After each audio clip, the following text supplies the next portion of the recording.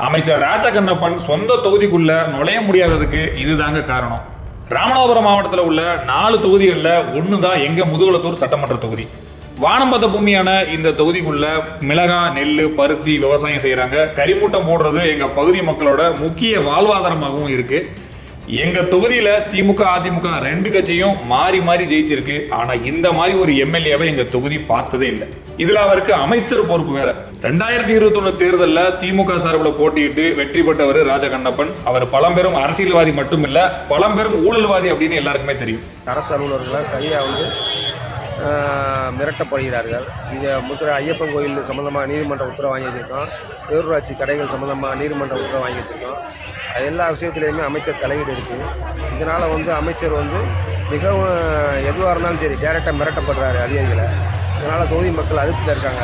இப்போ வனம் மற்றும் கதர்துறை அமைச்சராக இருக்கிற எங்க எம்எல்ஏ ராஜா கண்ணப்பன் கொடுத்த வாக்குறுதியில 90% வாக்குறுதியை இப்போ வரைக்கும் நிறைவேற்றல.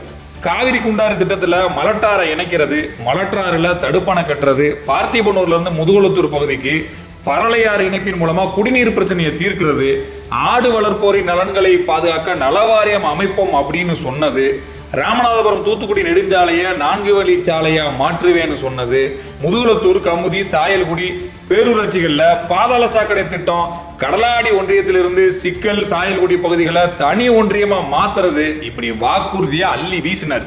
இப்படி கஞ்சா கருப்பு மாதிரி டப்பால ஆத்து தண்ணியை கொண்டு வந்து இணைச்சாலும் பரவாயில்ல, தொகுதி பக்கம் வாங்கன்னு சொன்னா மக்கள்லாம் கடுப்புல இருக்காங்க. தொகுதி பக்கம் வந்துடாதீங்கன்னு கட்சிக்காரனுங்க சொன்னதை நம்பி போன் பண்ணா கூட எடுக்க மாட்டாரு.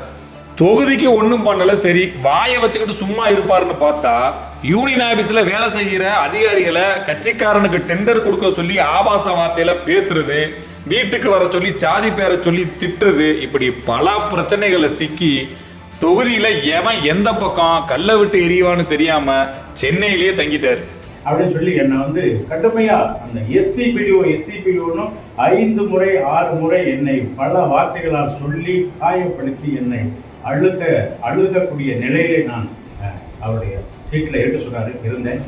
சரி, கட்சிக்காரனை கூட்டிட்டு தொகுதிக்குள்ள வரலாம்னு பார்த்தாரு. அங்கேயும் திமுக மாவட்ட செயலாளரே முட்டுக்கட்டையா இருக்காரு.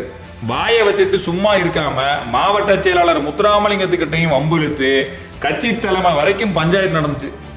அந்த ஆள் எப்படியோ போகட்டும், ஆட்சியே முடிய போகுது. இப்போ எங்க தொகுதிக்கு கொடுத்த வாக்குறுதியை நிறைவேற்றாத இந்த மானங்கட்ட ராஜகண்ணப்பனை திட்டுறதா, இல்ல 2026 தேர்தலில் இதே வாக்குறுதியை சொல்லி எங்க கிட்ட ஓட்டு கேட்க வரலாம்னு இருக்கிற திமுக வேட்பாளரை கல்லை விட்டு எரியறதான்னு தெரியல. ஆனா ஒண்ணு மட்டும் உறுதி, முதுகுளத்தூர் தொகுதியில திமுக சார்பா வேட்பாளரா நிக்க சொன்னா கூட திமுக இருந்து ஒருத்த நிக்க மாட்டான். ஏன்னா ராஜகண்ணப்பன் பண்ணி வச்சிருக்கிறது அந்த மாதிரி. இருக்கிற கடுப்புல கோவத்தை யாருக்கிட்ட காட்டுறதுன்னு தெரியாம மக்கள்லாம் கொந்தளிச்சு போயிருக்காங்க. அப்படியே வெளியூர்காரனை கொண்டு வந்து நிக்க வச்சாலும் அதுக்கு திமுக தலைமை தான் பொறுப்பு.